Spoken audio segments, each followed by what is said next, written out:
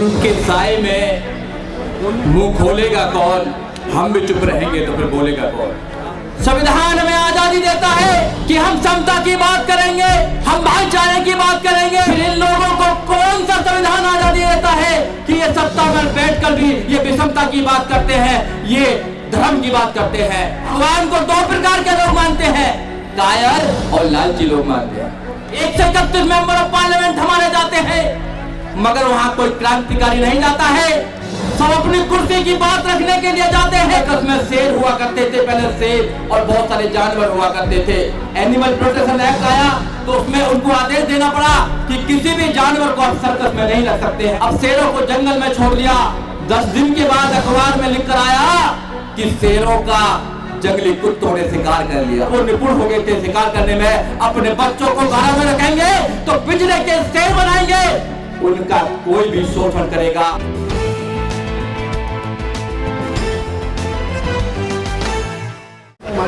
जुल्म के साए में मुंह खोलेगा कौन, जुल्म के साए में मुंह खोलेगा कौन, हम भी चुप रहेंगे तो फिर बोलेगा कौन। साथियों, सबसे पहले तो मैं धन्यवाद देना चाहूँगा बनते सुमित रतन जी का कि उन्होंने आदर सम्मान दिया और बोलने का मौका दिया। साथियों, मंच पर बैठे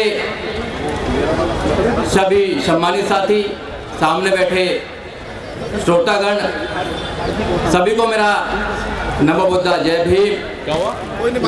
साथियों, देश के हालात कैसे हैं सब लोगों को पता है, और ऐसे हालातों में दुश्मन को चुनौती देना कोई शेर दिल वाला ही कर सकता है।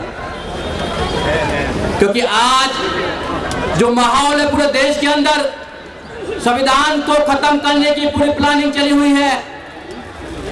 कोई भी व्यक्ति अपनी आवाज निकालता है तो झूठे मुकदमे डालकर जेल में डाला जाता है, मगर ये जानते नहीं है कि हम बाबा साहब डॉक्टर अंबेडकर और बुद्ध के मानने वाले हैं, तुम्हारे झूठे मुकदमों से डरने वाले नहीं हैं। इनको पता होना चाहिए कि बाबा साहब डॉक्टर अंबेडकर ने इस देश के अंदर जो क्रांति लेकर आए हैं, जो बाबा साहब डॉक्टर अंबेडकर ने अपने कलम के माध्यम से जो संविधान दिया है, वो संविधान हमें आजादी देता है कि हम इस देश के अंदर वो सब काम कर सकते हैं जो संविधान में लिखा हुआ है। मगर संविधान को पढ़ना पड़ेगा। संविधान हमें आजादी देता है कि हम समता की बात करेंगे, हम भाईचारे की बात करेंगे। फिर इन लोगों को कौन सा संविधान आजादी देता है कि ये सत्ता में बैठकर भी ये विषमता की बात करते हैं, ये धर्म की बात करते हैं। तो आपको समझना होगा, जिनकी सत्ता होती है धर्म उनका होता है। आप सत्ता के लिए क्या कर रहे हैं? जैसे बंते जी ने भी कहा कि लोगों को पार्लियामेंट में जाना चाहिए। 131 मेंबर ऑफ पार्लियामेंट हमारे जाते हैं, मगर वहां कोई क्रांतिकारी नहीं जाता है। सब अपनी कुर्सी की बात रखने के लिए जाते हैं। इस कुर्सी के लिए बाबा साहब डॉक्टर अंबेडकर ने संघर्ष किया है और संघर्ष करके हमको एक आजादी दी है। संविधान की आजादी जो देने के बाद जब हम लोगों को वोटिंग का अधिकार मिला तो हम सत्ता में आए, और सत्ता में आने के बाद हमारे साथ क्या हुआ आपने देखा होगा कि आज क्या हो रहा है। मगर हम लोग बाबा साहब डॉक्टर अंबेडकर की बात को समझने के तैयार नहीं है। बाबा साहब डॉक्टर को पूर्ण रूप से मानने के लिए तैयार नहीं है। बाबा साहब डॉक्टर अंबेडकर ने 14 अक्टूबर 1956 को नागपुर के अंदर क्या किया कि आप बुद्ध बन जाए। मगर हम लोग तो कह रहे थे कि 2 नावों में हमने पैर रख रखा है। मुझे लगता है कि 2 नहीं 3-4 में रख रखा है। बहुत से लोग तो और भी जाते हैं, देखा नहीं कहां जाते हैं, क्योंकि भगवान की उनको एक आशा चाहिए। और मेरा मानना है कि भगवान को 2 प्रकार के लोग मानते हैं, कायर और लालची लोग मानते हैं, और कोई नहीं मानता। बुद्ध ने भगवान को नहीं माना, बाबा साहब डॉक्टर अंबेडकर ने नहीं माना, हमारे महापुरुषों ने नहीं माना। हमारे महापुरुषों ने कहा कि मानव मानव एक समान की बात होनी चाहिए, भगवान की बात नहीं होनी चाहिए। हम भगवान और भाग्य पर विश्वास नहीं करते हैं, हम विश्वास करते हैं इंसानियत पर, हम विश्वास करते हैं संविधान पर, हम विश्वास करते हैं मानवता के अंदर। मगर कुछ लोग संविधान को तोड़ना चाहते हैं। मैं आपको एक बात बताना चाहता हूं कि लोग संविधान के पीछे क्यों पड़े हैं। और भी बहुत सारी चीजें हैं। संविधान आपको आजादी देता है, हर चीज की आजादी देता है। अगर मैं यहाँ खड़े होकर बोल रहा हूं तो संविधान आजादी देता है, आर्टिकल 19। अगर मैं वकील बना हूं तो संविधान आजादी देता है।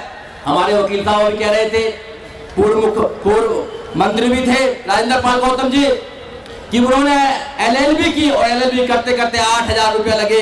मगर मैं आपको बताना चाहता हूं, मैंने LLM तक किया, मेरा एक पैसा भी एजुकेशन में नहीं लगा, क्योंकि बाबा साहब डॉक्टर अम्बेडकर के रिजर्वेशन से मुझे एजुकेशन मिली है। आपने देखा होगा जब यह सरकार थी 2007 से लेकर 2012 तक, तो जियो बैलेंस पर एडमिशन हुआ करते थे, मगर और सरकार में क्यों नहीं होते हैं, ये आपको समझना पड़ेगा। ये हमारी एजुकेशन को खत्म करना चाहते हैं। एजुकेशन को इसलिए खत्म करना चाहते हैं क्योंकि एजुकेशन आपको ताकतवर बनाती है, आपको सवाल करने का मौका देती है। एजुकेशन इनकी आंखों में आंखें डालकर सवाल करने का आपको मौका देती है, इसलिए एजुकेशन को खत्म करना चाहती है। मैं एक छोटी सी कहानी बताना चाहता हूं, उसके बाद मैं अपनी बात को खत्म करना चाहता हूं। और भी वक्ता है साथियों, आपने सर्कस देखा होगा, सब लोगों ने सर्कस देखा होगा। सर्कस में शेर हुआ करते थे, पहले शेर और बहुत सारे जानवर हुआ करते थे।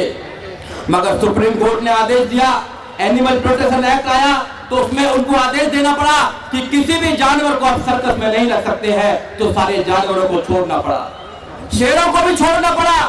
अब शेरों को जंगल में छोड़ दिया। 10 दिन के बाद अखबार में लिखकर आया कि शेरों का जंगली कुत्तों ने शिकार कर लिया है। शेरों का जंगली कुत्तों ने शिकार कर लिया है। शेरों का जंगली कुत्तों ने शिकार क्यों किया? क्योंकि शेर पिंजरे में था, वो अपना स्वभाव भूल गया था, वो आक्रमण करना भूल गया था। और जो कुत्ते थे वो अपना एक जोश आ गया उनके अंदर और वो निपुण हो गए थे शिकार करने में। अपने बच्चों को घर में रखेंगे तो पिंजरे के शेर बनाएंगे, उनका कोई भी शोषण करेगा, उनका कोई भी शिकार करेगा। इसलिए आप लोगों को पिंजरे का शेर नहीं बनाना है, आपको बाबा साहब डॉक्टर अम्बेडकर का उनको भीमसेनी बनाना है। और एक बात और, IAS, PCS, doctor, engineer, professor, जज, वकील बनना आसान है, अम्बेडकरवादी बनाना उससे भी 100 गुना ज्यादा कहीं टफ है। अम्बेडकरवादी बनना, बुद्धवादी बनना इतना आसान नहीं है। जब तो यहाँ लोग कहते हैं कि जो गलत होता है उसको कौन आवाज लगाता है? अम्बेडकरवादी आवाज लगाता है। गलत का हमेशा आपको विरोध करना है, क्योंकि अगर आप विरोध नहीं करेंगे तो आपकी आने वाली संतानें गूंगी पैदा होंगी। अगर आप विरोध करेंगे तो इतिहास में आप बागी कहलाएंगे, मगर आप गुलाम नहीं कहलाएंगे। जय भीम, जय भारत, नमो बुद्धाय। इस वीडियो में कही गई सभी बातें वक्ता की अपनी राय है, जिसकी पुष्टि हम या हमारा चैनल नेशन टाइम नहीं करता।